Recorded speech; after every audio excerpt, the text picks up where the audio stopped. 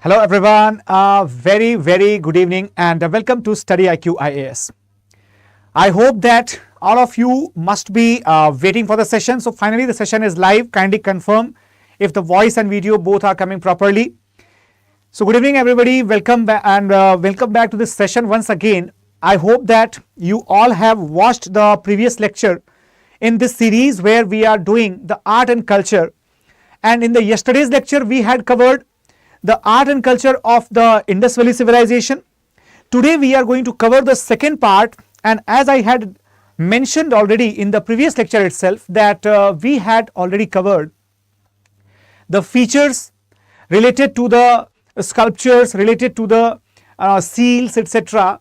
Now in today's lecture we are going to cover the features like potteries, okay, and also we will try to understand and have a look on the jewelries, the beads and other ornamental features which the Harappan people used to have.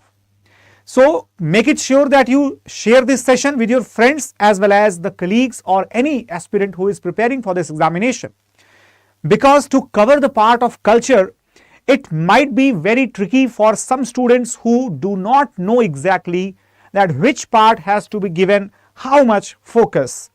So this series, which is called Sanskriti series, right, that means the culture, this is going to resolve all your problems, all your issues related to the preparation. So do not hesitate to share it with your friends and put it as your status as well. Now moving to the topic, right, here let me just introduce this very interesting thing that you all might have seen.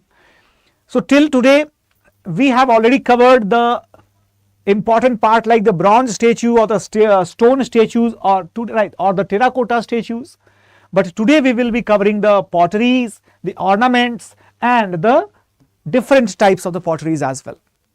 But before proceeding, let me tell you a very interesting thing, that is the prelims to interview program, the P2I batches that StudyIQ is offering for the deserving and aspiring candidates who really want a one-stop solution from where they can realize their dream of Civil Services 2024.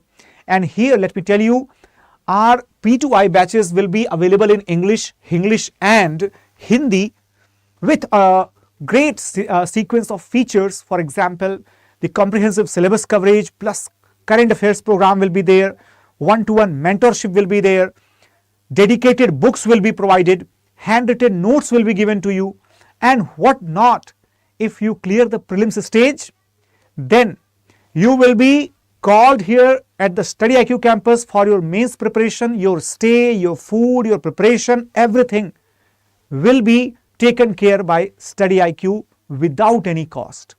So that means it's I think one in a time deal.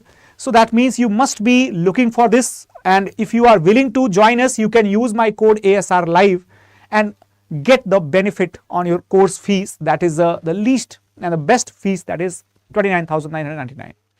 Moving to the topic here, arts of Indus Valley, pottery.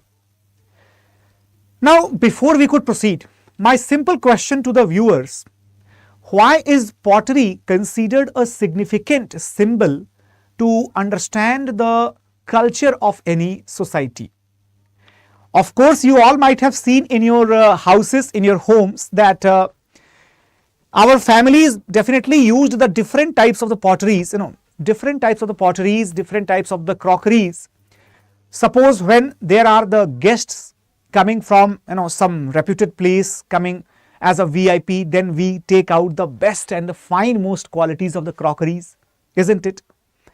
Whereas if there is some ordinary person, we might be using some ordinary type of utensils, and the day-to-day utensils which we are using in our homes, that is also different, isn't it? Which means that somewhere down the line, the type of pottery is the direct indication, in maximum cases it is the direct indication of the materialistic growth, of the economic status and of the cultural behavior in a household, in a society. I hope that everybody would be agree to this point. This is why, my dear, when we excavate any historical place and try to find out the culture of that place, we have a look on the different types of the potteries. Not only the nature of the potteries, but also the material which is used to construct that pottery, even that is very important. Suppose if there is the pottery made from the normal soil, normal earth, that might be the civilization based upon agriculture. But when we have the potteries made from the gold, silver and other metals, might be that civilization is related to the trade and commerce, isn't it? Because of that, more prosperity is there. Some of the societies might be having the ceramic potteries, which means that they are quite well aware about the heat treatments of the soil or about the manufacturing processes, that means the technical advancement. So overall, the nature and the criteria which is used to make the soil, manufacture the soil pottery or any other type of pottery, that clearly connects with the cultural, social and behavioral aspects of any society. Okay everyone. So here we can say one thing, that Harappans, basically they were using the distinct types of the potteries, which enables us to understand the gradual evolution of the Harappan people. The designs which were used on the potteries, they also make us to understand about their thought process, about their ideas. For example, suppose if you give a pottery to a child and you ask him or her to make the best design on that pottery because that is your favorite pottery. Now the child will simply draw some lines, some straight and bend lines over here. But a person who is well versed in the understanding of the drawing, that person might make a very good picture. Some persons who might be devotional in the nature, they may paint the picture, they may draw the picture of their deity. So it is possible that we can also conclude from looking at the pottery that which type of belief or which type of decoration pattern might be the favorite of the people of that civilization. This is why, my dear, let me tell you that potteries, they might be the handmade potteries, or they might be the wheel made potteries.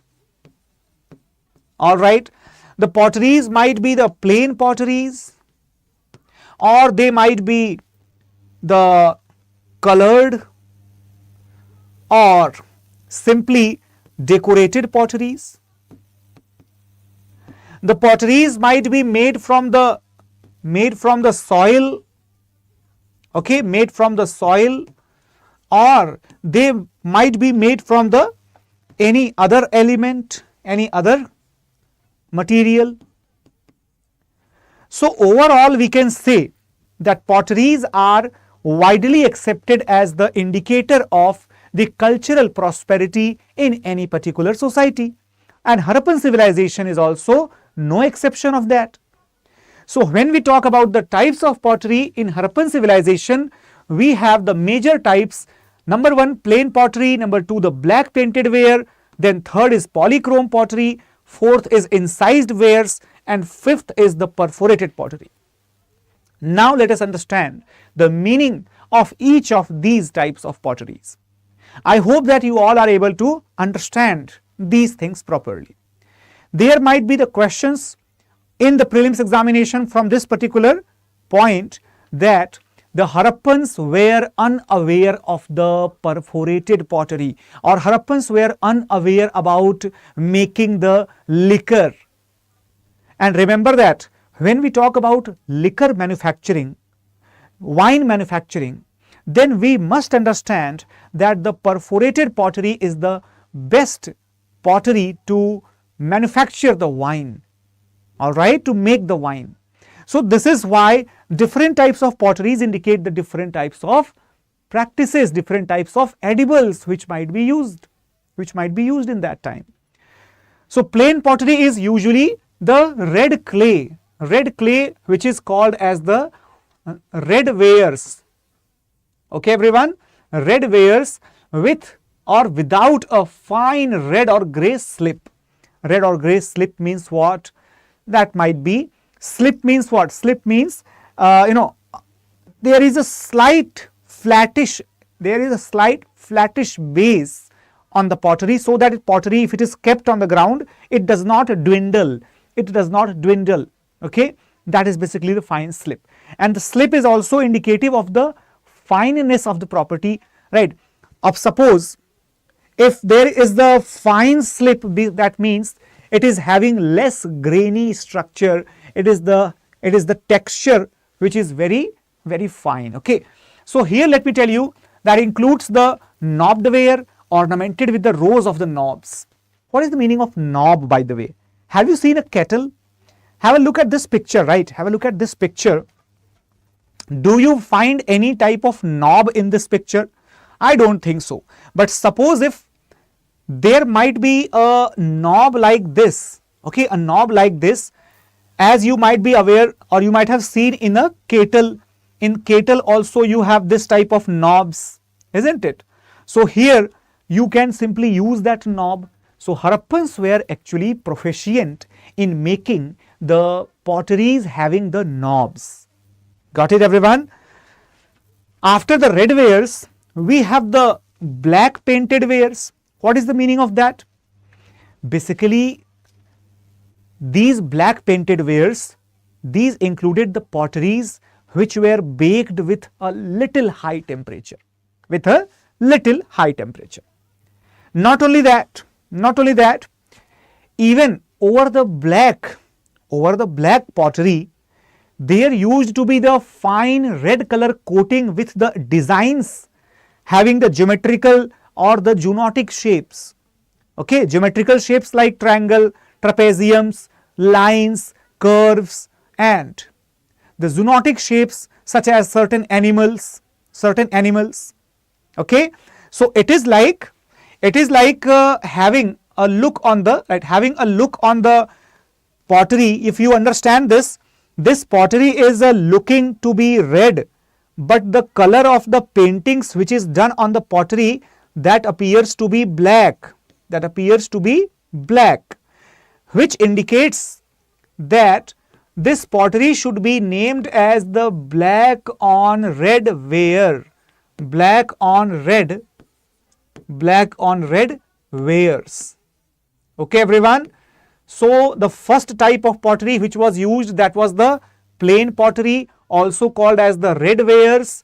Then we have the black painted ware, also called as the black on red wares. Okay, those who don't understand, wares, that means the utensils.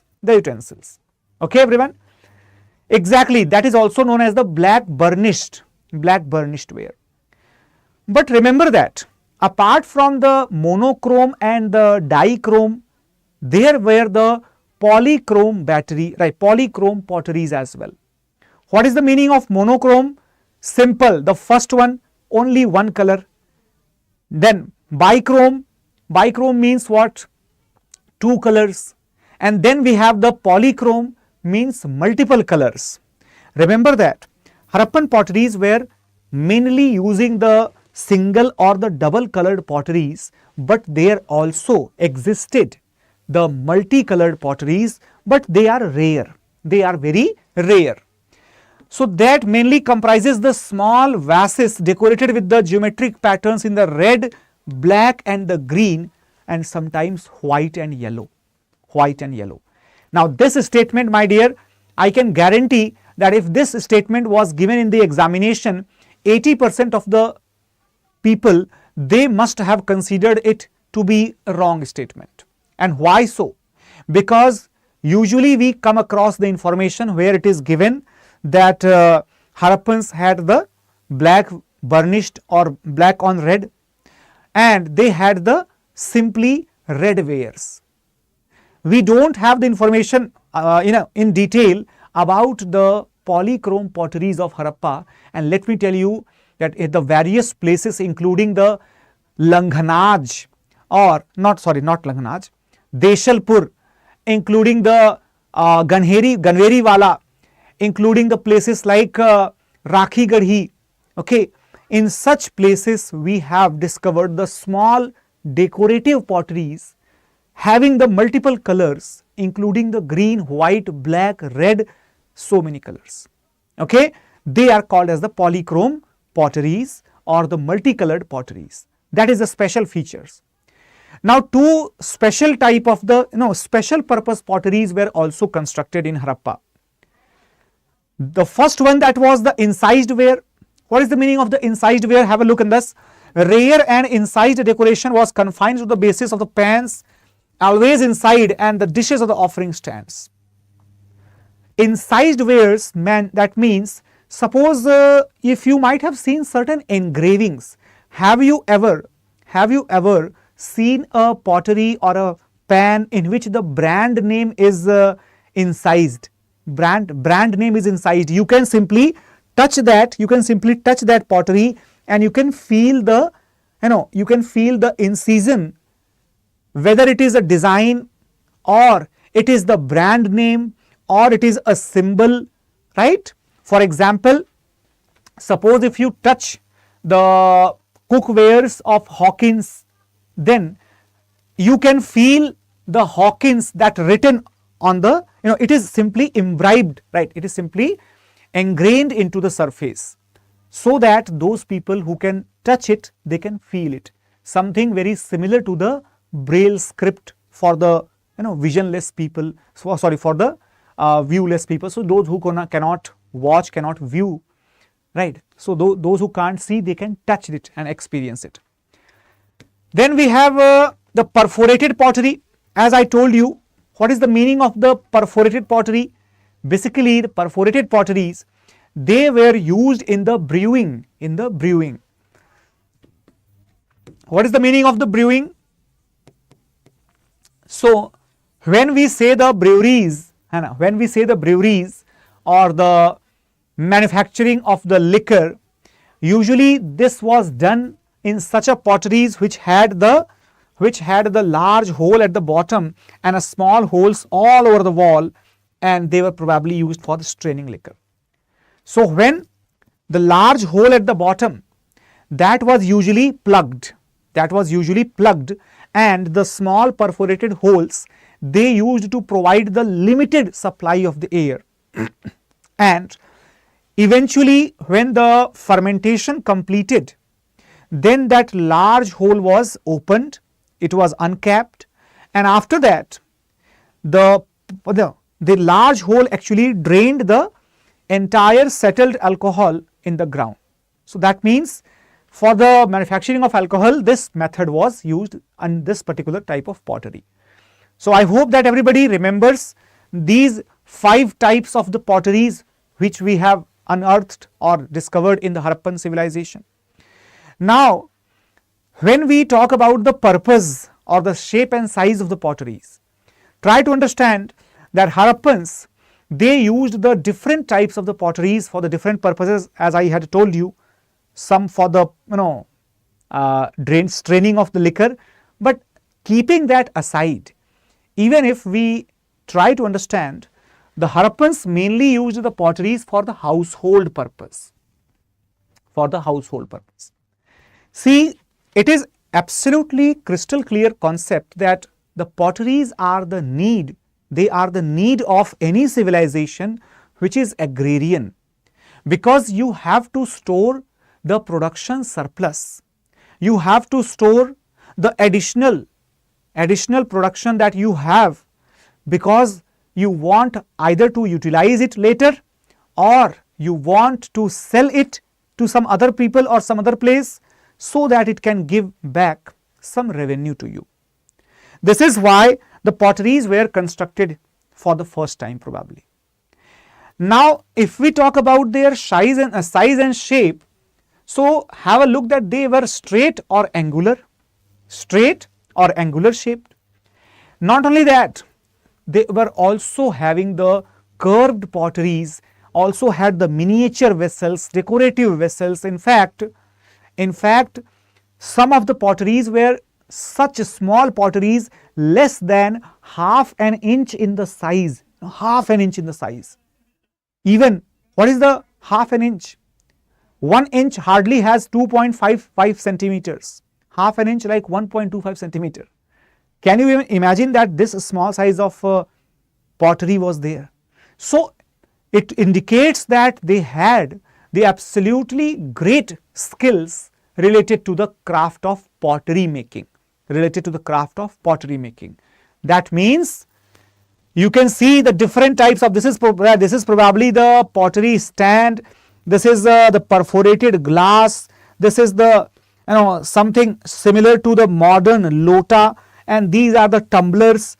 Okay, this is basically looking like a serving glass, and this is looking like a jug, and this is something, I think, a pitcher with a stand. Okay, so different types of the potteries they were manufactured. Here as well, perforated pot and potteries in the normal case with the shiny glossy appearance, and the paintings done in the black ink. Now, so potteries, I hope that part is absolutely clear to all of you. But when we talk about the beads and ornaments, now my dear students, as we saw that potteries, they indicate the social status, they indicate the creative choices, they indicate the you can say professional acceptance of the arts and craft into their day-to-day life. When I am saying the professional acceptance, that means what? Suppose if you purchase the pottery only from such a person who is very proficient in making beautiful looking potteries, that means you are accepting that as a designated profession. This is why whenever we say that in Harappan civilization, the society was a multipolar economy or a multi-professional economy, we can say yes, of course, because there were many designated economic activities. Okay, now moving further, let us understand the significance of the beads and the ornaments. Why it is important? Because the jewelries which you wear on, they tell about you more than anything else. For example, if you look at the person, you all might remember that movie, one movie in which I think Sanjay Dutt was there, and he used to say that a huge chain was there, right? So that particular ornament became the symbol of what?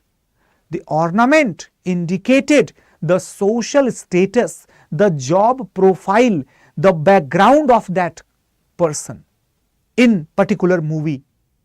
Similarly, when you see a person today wearing so many rings, into the fingers, so huge chain made of the gold, and additional jewelries, lots of other gold jewelries or diamond jewelries, what do you infer from that? What do you conclude from that? You conclude that this person might belong to a very rich background, a very rich household. But when in contrast to this, when you go to the tribal zone or the rural areas, you find that whenever there is a special occasion, a special event, like a celebration, like a festival, any birthday party, then you find that people are wearing extraordinary cloths, jewelries, they are well dressed, they are quite well groomed, and that tells us that today there might be some festival or there might be a special occasion, isn't it? This is why from the jewelries and ornaments we get the ideas related to the social and cultural, social and cultural occasions.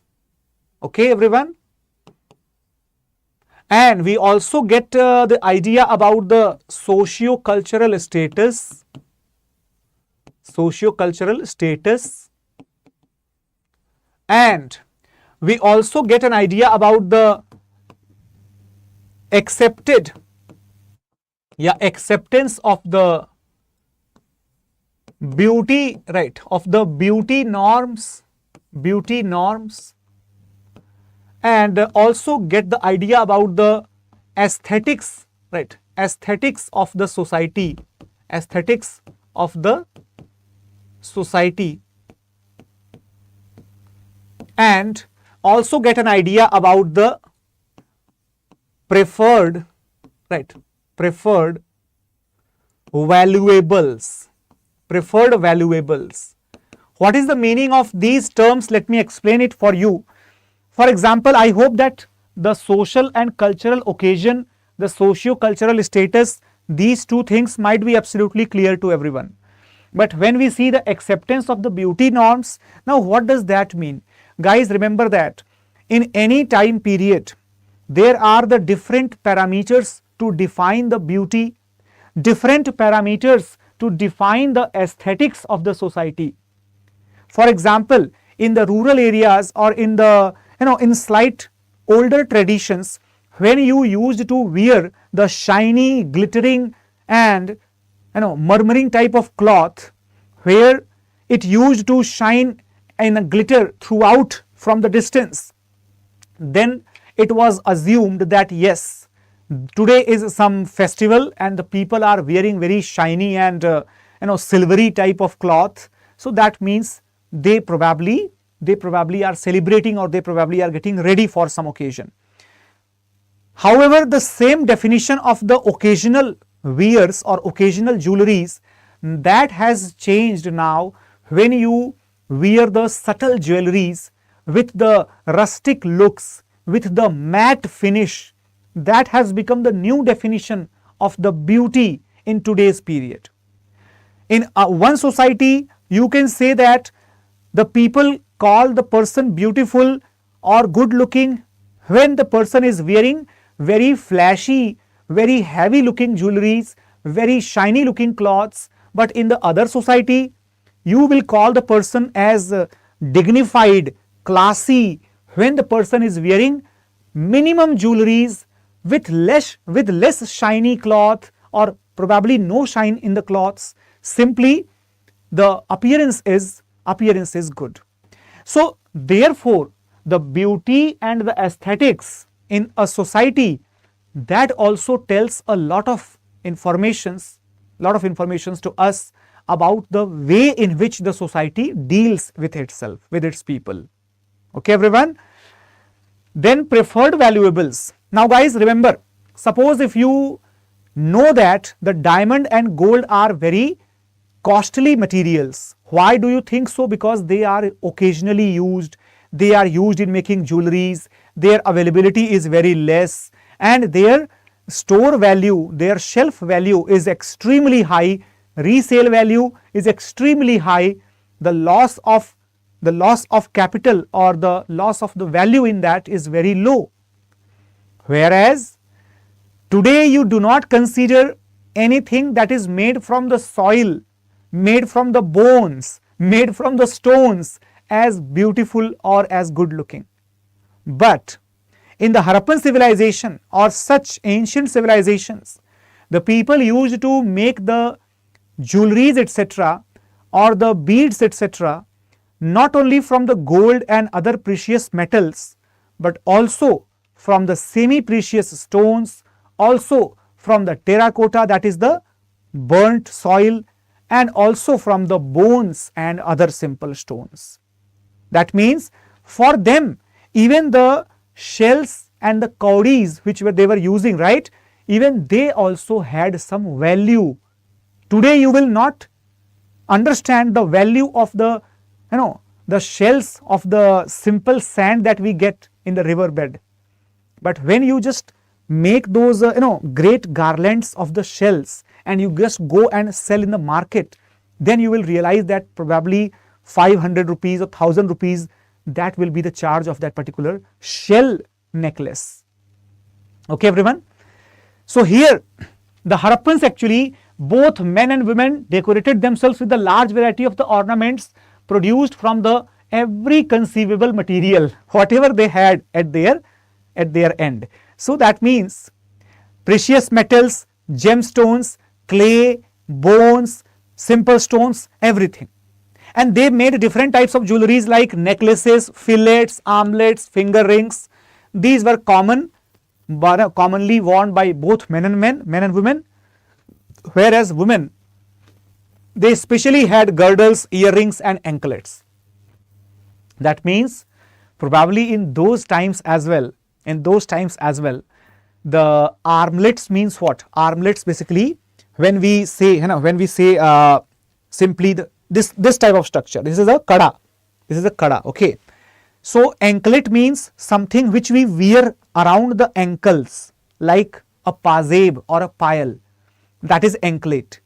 When we say armlet, this is the arms, this is the arm, okay. Then something which we wear around the arms, that is an armlet. And what is the girdle? Girdles basically, when we say this portion, this is the girdle, this is the pectoral girdle, okay. In biological term, you might be aware, called as pectoral girdle. So when we wear something around pectoral girdle, then you might have seen that upper arm ring, that is called pectoral girdle. Then these things were especially worn by the women, not by the men.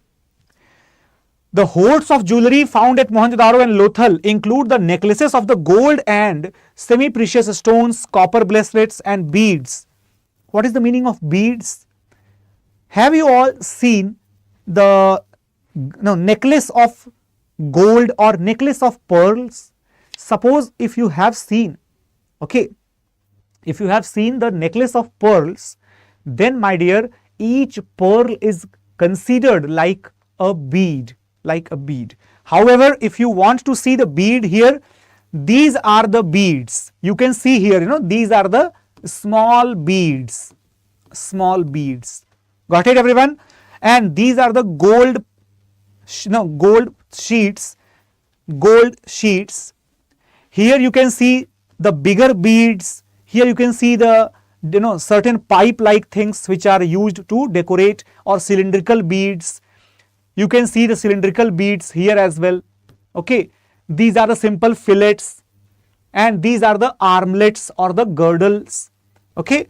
So this indicate the entire range of the ornaments used by the Harappan people. In fact, this is just one picture.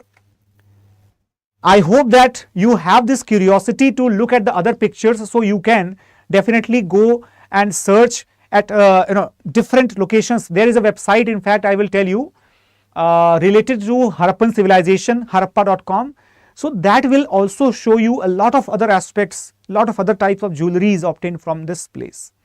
So that gives us the clear understanding about the different types of the jewelries.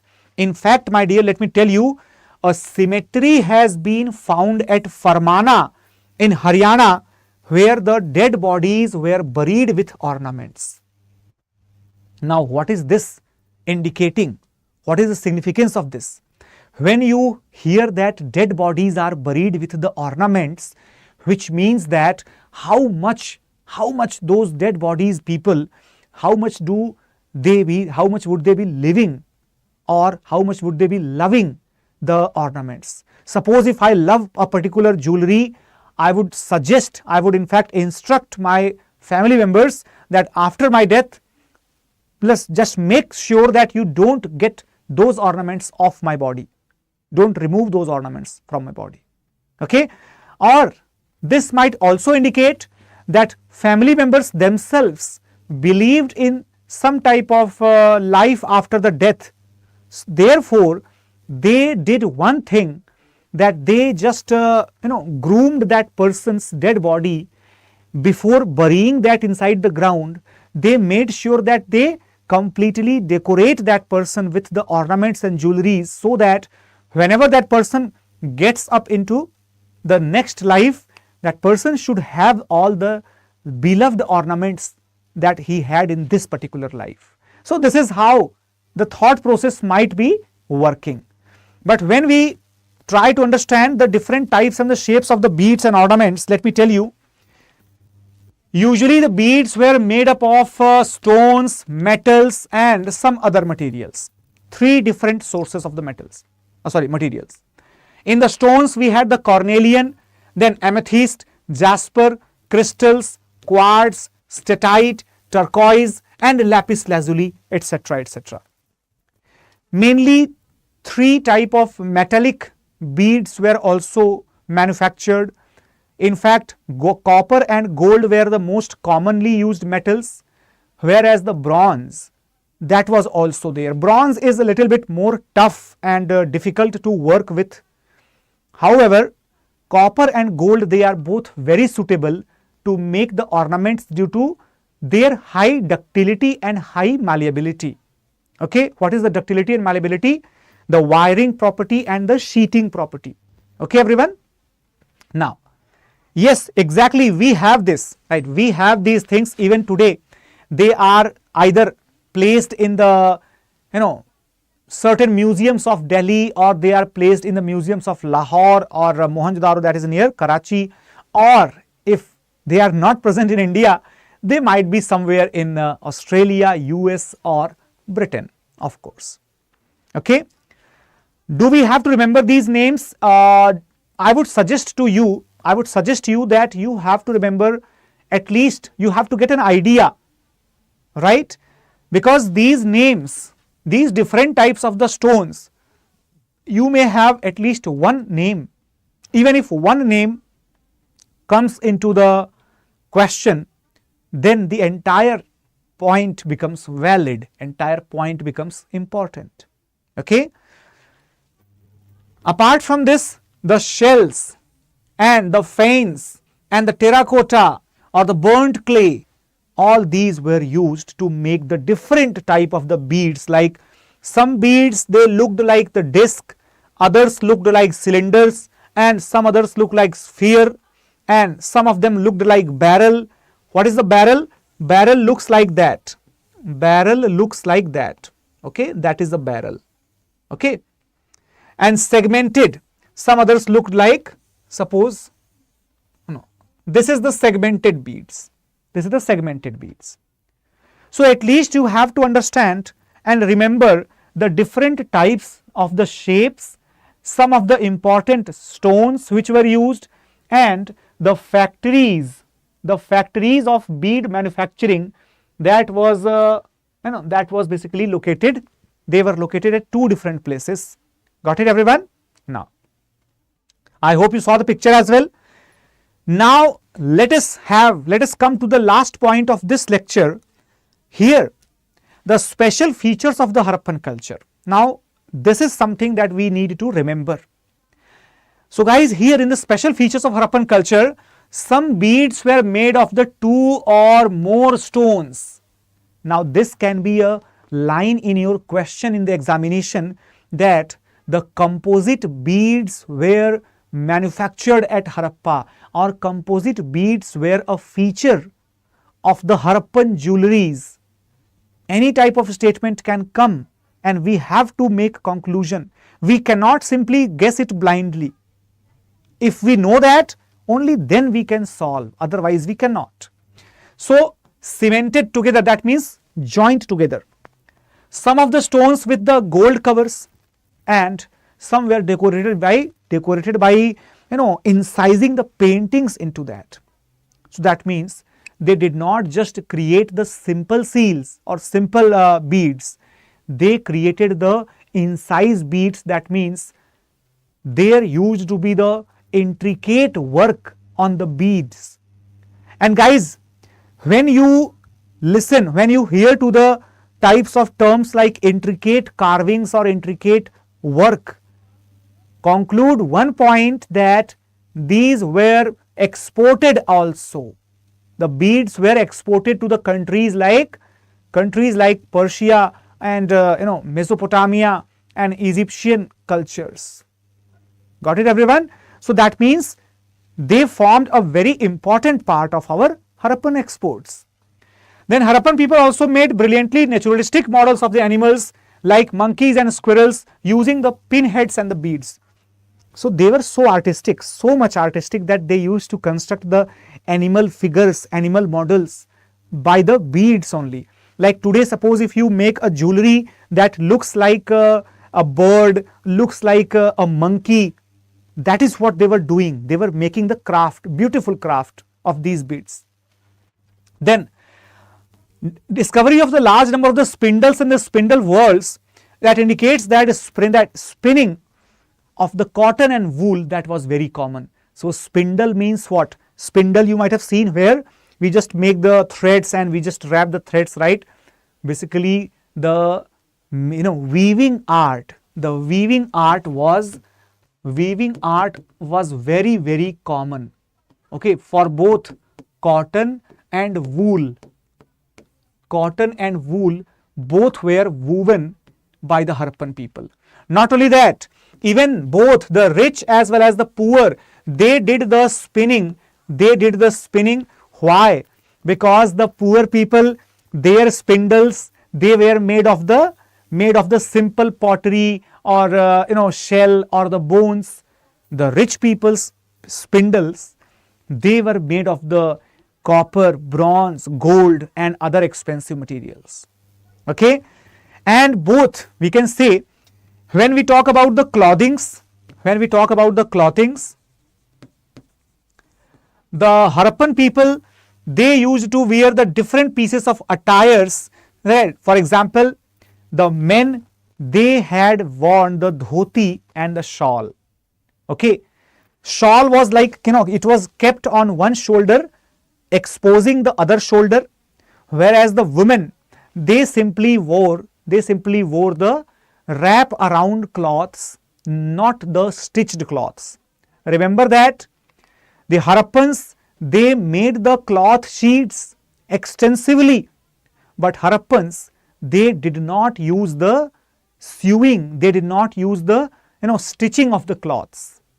We have the needles, we have the threads, but the Harappans used the needle and the thread for the embroidery purpose.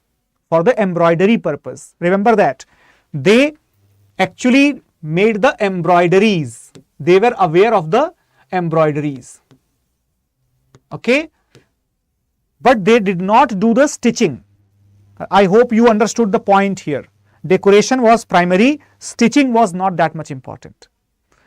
Then different hairstyles, that they were in the vogue, and wearing of the beard was popular among all. So long hair and keeping the beard and different hairstyles.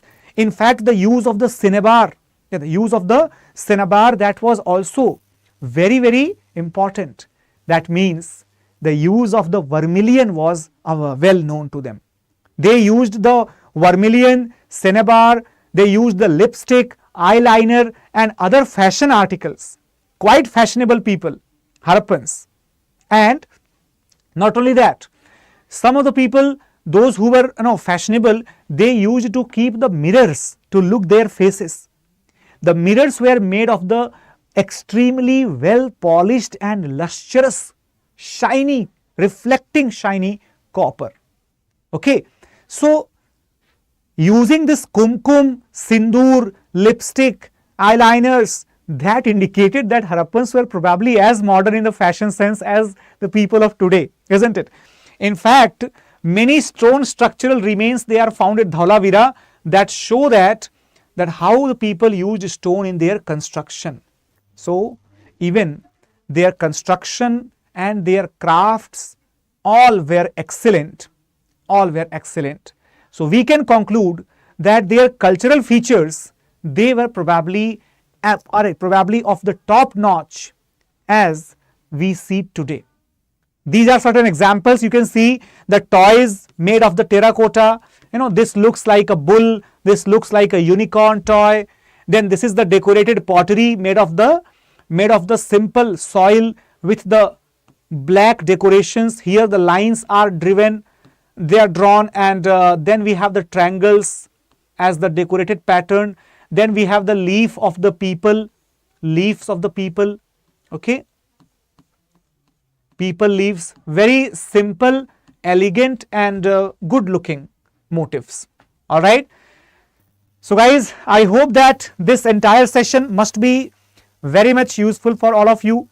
But I have just one simple request, that kindly do share this session among your friends as much as possible. Because of that, the visibility of the session will be going better. It will be going better and better with each of the lectures passing through, and that will encourage me, that will provide me further encouragement to bring out the better and better content, and the best of the contents will be available to all of you at this platform from my side and from our teams. Okay. So I hope that you will be doing the share as well. All right. So Sunita is having one question, and let me answer that one question. She is a new learner and preparing for the IAS with history optional. The books for the history optional. All right. So first of all, if you are preparing with the history optional, let me tell you, you need to have a very concrete, very solid base. If you already have that as a subject in your graduation, then it's very good. If you don't have that, then first of all start with the basic books like R.S. Sharma and Satish Chandra and Bipin Chandra, and then move further. You can actually focus on the specialized books like Upinder Singh for the ancient part and Satish Chandra in the 3 different part for the medieval purpose, and then you can also focus upon the Bipin Chandra's part. That is also there are 2 different books. Remember that the first one that is related to the India struggle for independence, and the second one that is related to the pre-1857 part, which is named, probably if you might have heard the name, B.L. Grover and Alka Mehta. So they are quite dependable books, quite great books. There are many other books as well, so do not try to get confused by looking at the different options. Just stick to your choices, they will be giving you the result. For more details, you can actually also join our very much affordable batches. In fact, these batches are quite affordable. This is the P2I batch. However, for the history optional, we have the separate batches going on. For that as well, you can join our history optional courses available probably at a very, very affordable cost. You can simply check our website, check our applications, and if you find that suitable and comfortable for you, then you can also use my code ASR Live to subscribe to our history optional courses. So thank you so much for watching it, everyone. And in case you want the content of this class, then do join my Telegram channel. I have started this Telegram channel for my students who are going to be connected with me through this program that is related to culture, right? So I will be uploading the content of this particular class at my Telegram channel, and I will also be answering certain queries and questions if possible. Thanks a lot for watching it, guys. Take care, bye-bye, and have a great day ahead. Thank you so much.